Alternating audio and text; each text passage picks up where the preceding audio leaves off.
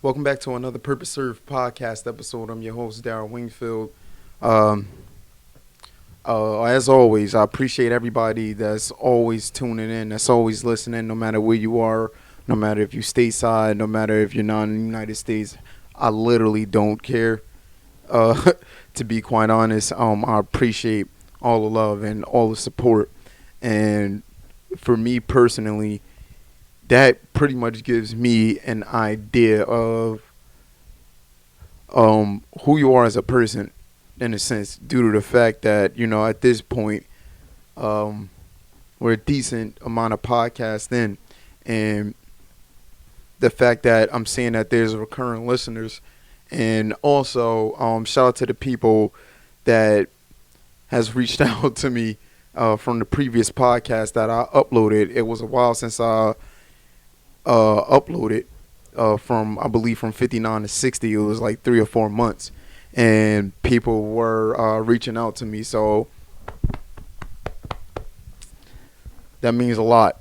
That really, really means a lot. That's especially with the last, like I want to say, told you guys about it on the last podcast episode. These last couple of months have been pretty crazy, especially in regard to purpose served.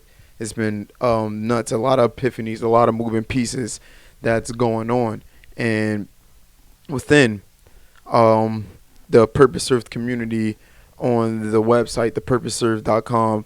Uh, that's exactly what the website is. It's going to be in the description below, whether you're listening to this, watching this, um, and in this, I'm building it as we speak, layer by layer, week by week, brick by brick.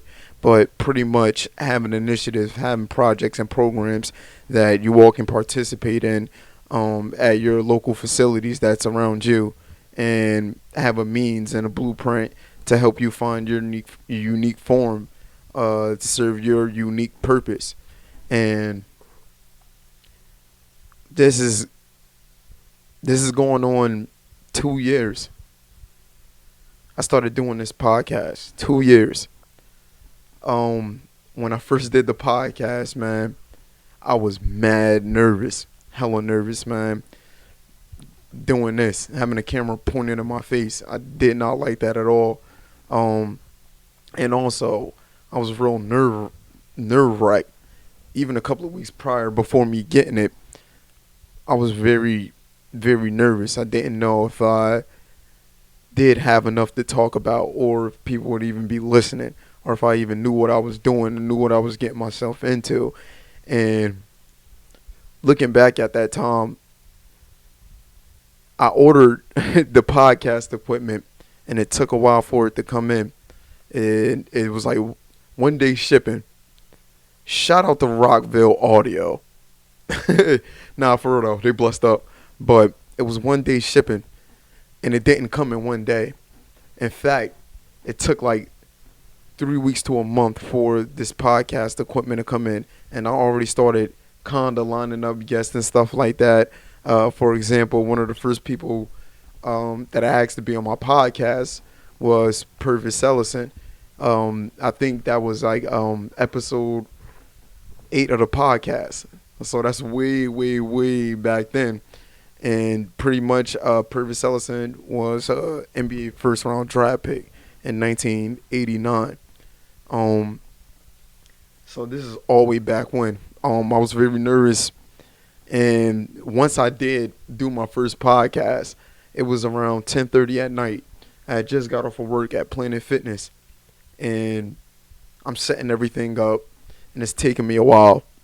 I think I started recording the podcast at like 12 o'clock, and I kept starting all over again, stopping and starting all over again, stopping and starting all over again, because it felt like as though I couldn't find the right words. I was like, damn, man, I sound hella stupid. And even now, the hardest part, and this goes with a lot of things, is always starting, man. It's always hard to start, you know, and people think about things while it's well in and on the momentum train where the locomotive's already got this thing going, but people never think about it from the start point, and that's oftentimes the hardest point is Um, Something that I talk about, the million and one things that I repeat on here. That's one of them. Get used to it. If you're a new listener, get used to it. But what I was about to say before I started freaking playing around, um, I'll start new things. So it oftentimes like the barrier of entry. That's what I was gonna say, and this goes back to the hero's journey, which I coin a term all the time, and thanks to the late great Joseph Campbell, which he gets mentioned here all the time.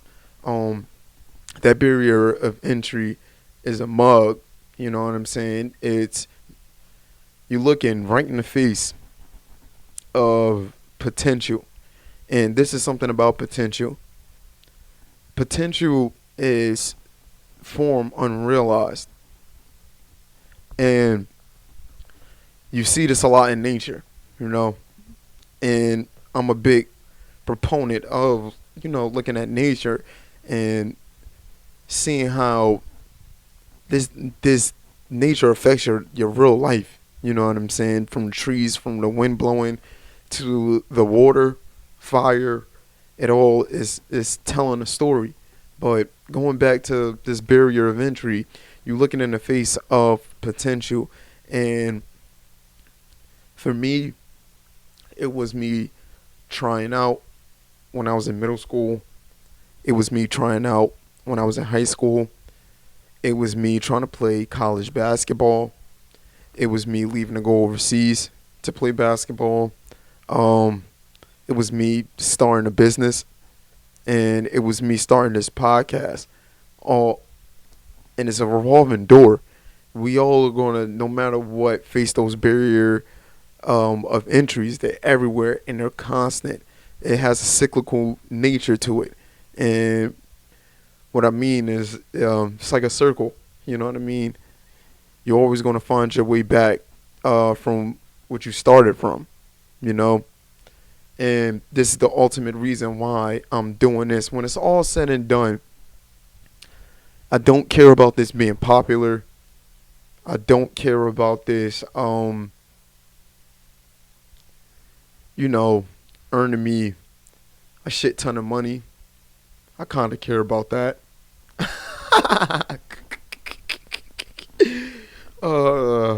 Keep it real. But ultimately, if that doesn't happen, I want this to be a place that people can go to when they're looking. When they're looking. When they're looking for some gems. When they're looking for some pieces to help fit this puzzle. A complex jigsaw puzzle of yourself. I. Me. You. This experience that only you live. Even though I'm talking to you, I'm not living your experience right now. You listening to me while you're living your experience. I'm living my own experience, talking to you, living your experience. But collectively, we feel the same. We feel the same energy field. We operate in the same energy field, And something that I have noticed, and I noticed it for a while now, but it's heavy energy in the air right now, and everybody feel it. There's a lot of anxiety in the air. There's a lot of tension in the air. There's a lot of depression in the air. There's a lot of bad vibes in the air. It's very, very spooky. Everybody feels it. Everybody is low key waiting for that next bad thing to happen, And every day you can find yourself in a conversation where you predicting how bad it's going to get. And that's a common conversation between everybody every single day. And the one thing that I did notice, especially from the countless amount of people that I've been talking to right now, nobody seems to want to think about solutions to these problems, but everybody want to cook up problem jumbo. And for me personally, I don't like that, man. I really, really don't. It doesn't help the situation. Everybody in a shitty situation, and everybody has seemed to somehow making it worse and feeding into this heavy energy field to sink you down even more, instead of doing a counterintuitive thing and getting light. You know what I'm saying? And for me, getting light on your feet, light, making your spirit and soul feel lighter, you have to go towards things, you know what I mean? And I've been hearing, personally speaking, everything otherwise, you know what I mean? And you have to go with partly what your gut is telling you, but as what I preach on here all the time is you have to go with real life responsibilities too. You know, I don't know if I talked about this on the previous podcast or not, but I seen um, a clip off of a podcast that I listened to. I can't really think of the name of it right now off the top of my head, but the guy said that don't go after things that you love, go after things that you are good at, you know, and because of the opportunities that it presents in it. And at first, personally speaking, I was a little defensive towards that when I first listened to it, but I opened my ears and I opened my mind up and just really, really listened to what the dude was saying, and he made a valid point. And he was a trainer, I think. No, he wasn't a trainer. He was. This is a different podcast. Lex Freeman, the goat in a suit, the Ukrainian Russian goat. Shouldn't even say that. That's hot boy. But pretty much the dude on the other podcast, not the Lex Freeman, but he was pretty much saying you is more better that you get good, live off of what you're good at than what you love, in a sense. And to me, I sat there and I thought about it, and it goes hand in hand. And the only reason why I say that is I love something first from my personal experience, and I got good at it. You know what I mean? And there's different forms of, showing your love towards something, And like, for example, when it comes to basketball, people may love watching basketball, but they may not love playing it. You know what I mean? People may love playing basketball, but they probably just love shooting around. People may love basketball, but they may just simply love teaching a game, like coaching or training. But then you have people that love basketball who are trying to take somebody's head off. And that's where I come in the picture. You know what I mean? Just like real competitive basketball, I really love that, man. And through taking that alleyway, it forced me to get good at what I do. And people avoid that. People avoid looking at that beast, man. That beast that's telling you that you have to get better. You may interpret that as you suck. In the moment, yeah, that's probably true. You probably do suck. But it's a means of getting better. It's a means of learning. And you have to take that in consideration. And you have to take, your little ego getting shattered with a grain of salt. I had my most humbling experience. And I believe I talked to you guys about it when I played in the ABA for the Delaware Snipers last year. That was a very, very, very, very interesting experience for me. Shout out to Coach Emily. Shout out to everybody on that squad. I probably gave y'all shout outs already, man. Shout out to Dom. Shout out to Ham. Shout out to Parker. Shout out to Neef. Shout out to J-Mill. Shout out to Didi. Shout out to Randy. Randy overseas doing this thing right now. Giving dudes buckets across the waters. Shout out to all you guys, man. And yet again, if I left any of y'all off, I do apologize. But going to those practices, man, it always felt like I had something to prove, man. Always. That's what anything that I do, to be quite honest. But it was different. You know what I mean? It definitely was different. It was me working a full-time job at the same time. My very first one. Crazy enough, my whole life, at 26. But doing that, starting Purpose Served, and then going to practice right after I'm getting off of work and stuff like that. It was nuts, you know what I mean? And I'm pretty sure some of them was on the team doing the same exact thing, you know what I mean? But I had battles in those practices, man. Battles where it always felt like it was a chip on my shoulder, you know what I mean? Because I was going to situations where going to a game, I might not get put in the whole entire game, but best believe I get put in, I will get a bucket. You know what I'm saying? But all in all, that right there was a learning and growing situation for me, all in all, through and through. And that was a situation that was difficult to see to completion, but I had to keep showing up and, you know what I mean, doing it for the love of the game, man, because basketball blessed me in so many different ways, and I talked about it here countless amount of times, you know what I mean, and how the countless amount of people bless me with opportunities to be in this moment. Um, One of the main ones that I gave a shout out to was also on this podcast. Most likely going to be a future guest, man. Is Sean Mills. Hopefully in January, I hope to be out there working out with him very soon. But that's one of those people that guided me along on this journey. But going back to the heavy energy, this heavy energy that's out in the air is very, very, very. It gives off discouraging vibes. It's you can be real hype to do what you got to do. Envision it, get that feeling. Your spirit is telling you like, yo, this is it for us, my boy, my girl. You know what I'm saying? We got to go. We got to go towards that. And then once you take that first step, it's like, that next one we might fall, spirit. Do we want to keep going? And your spirit like, bro, sis. Shout out to my sisters. But listen to the air, man.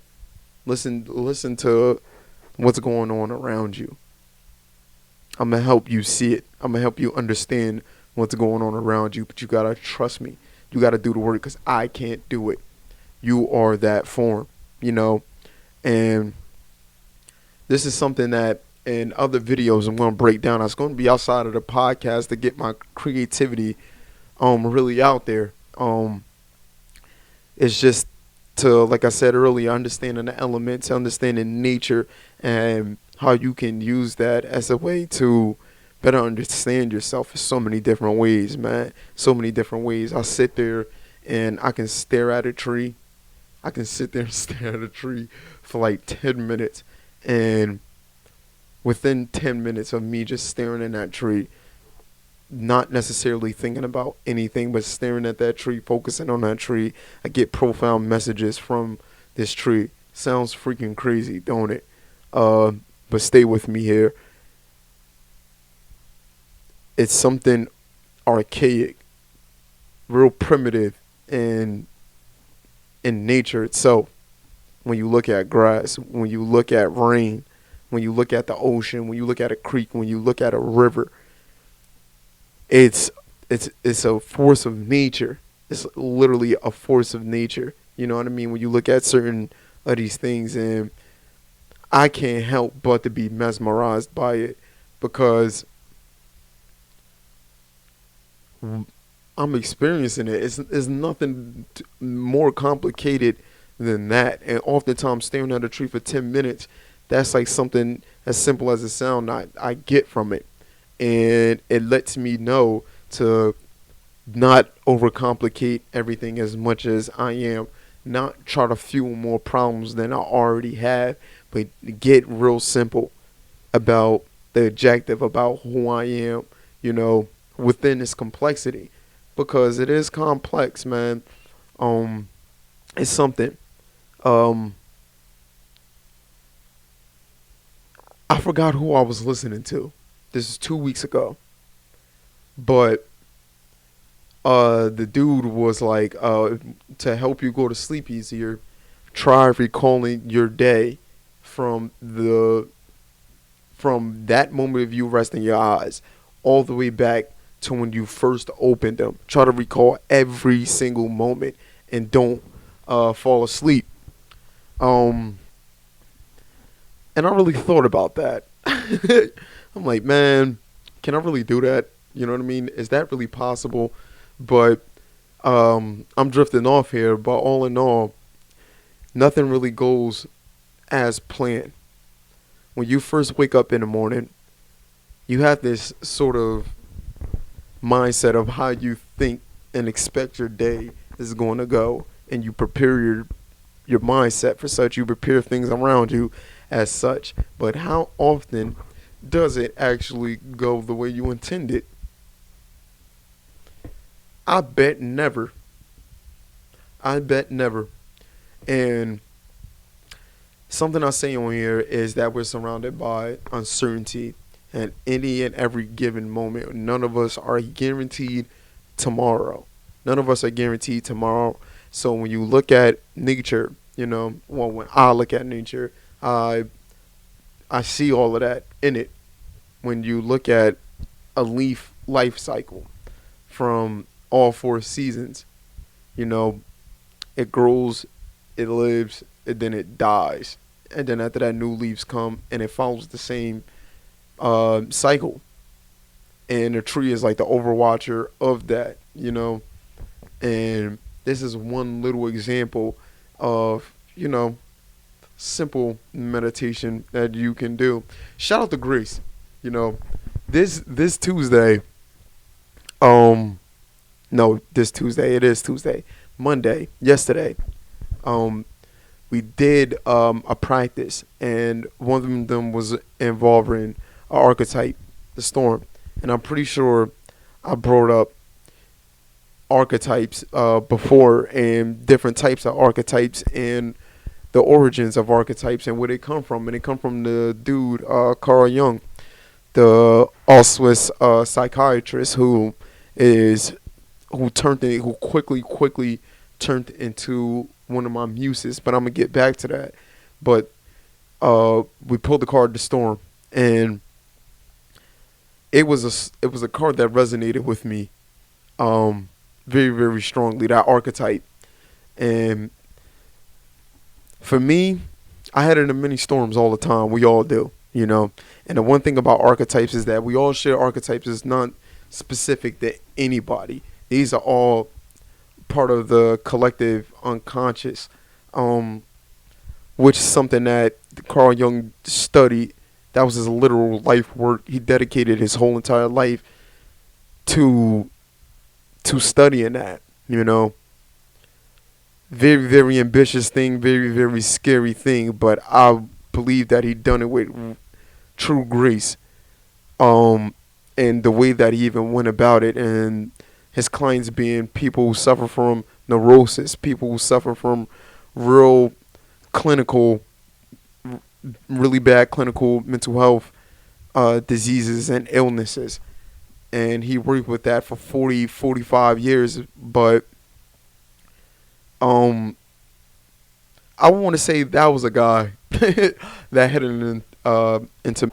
He was a guy that definitely headed into many, many storms. But for me, I realized that I have to get into the eye of that storm, and stillness is there, peace is there.